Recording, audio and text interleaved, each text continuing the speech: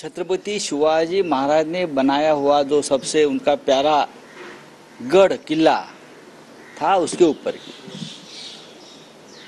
तो भ्रष्टाचार हुआ है।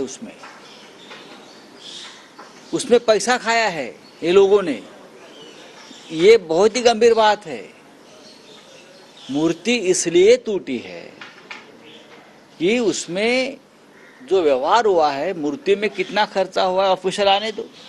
कोई बोलते हैं 2000 करोड़, कोई बोलते हैं 500 करोड़, कोई बोलते हैं 3000 करोड़। सामने आइए कितना खर्चा हुआ है, उसमें से कितनी लागत लगी है, कितना खर्चा हुआ है, किसने कितना कमीशन खाया है शिवाजी महाराज के काम में। जो शिवाजी महाराज ने इस तरह से यहाँ प्रशासन चलाया, लोग आज भी कहते हैं कि अगर राज चलाना है तो शिवाजी महाराज जैसे चलाए।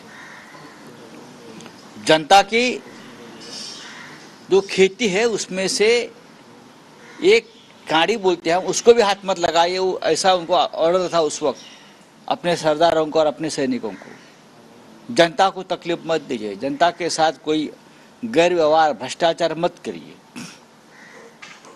वो महाराष्ट्र के शिवाजी महाराज, उसका मूर्ति बनाने में हजारों सैकड़ों करोड़ का भ्रष्टाचार देवेंद्र फडणवीस, खास एकनाथ शिंदे। अब अजीत पवार जी ने कहा है कि मैं आंदोलन करूंगा, उससे क्या होगा, इस्तीफा दीजिए। ये सरकार के खिलाफ भ्रष्टाचार हुआ है, इस्तीफा दीजिए। मूर्ति क्यों टूटी है? भ्रष्टाचार हुआ है ना, खुलकर बोलिए भ्रष्टाचार हुआ है, इस्तीफा दीजिए। और कहा नहीं भ्रष्टाचार करते लोग। जहां जहां राष्ट्रवाद राष्ट्रभक्ति का मामला आता है वहां ये लोगों का भ्रष्टाचार है। INS विक्रांत, कोर्ट ने कहा ना अभी, INS विक्रांत में ये जो मुलुंड में बैठा एक नंगा आदमी बीजेपी का 50 करोड़ खा लिया उसने, 50 करोड़। और देवेंद्र फडणवीस के ऊपर महाराष्ट्र का गुस्सा इसलिए है, ये सभी मामले रफा दफा कर देते हैं।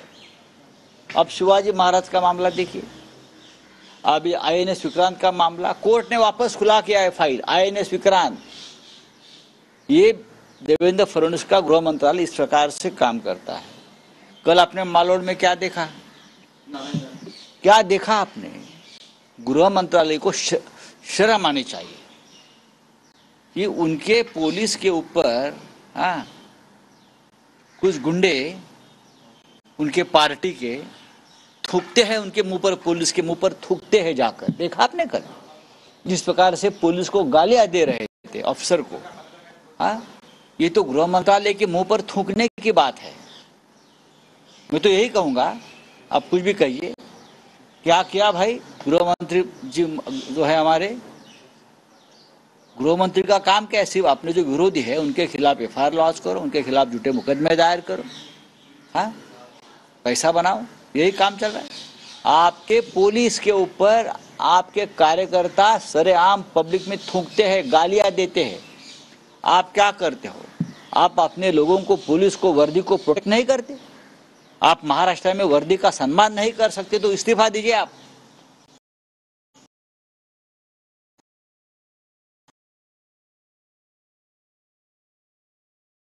क्यों बैठे हो आप?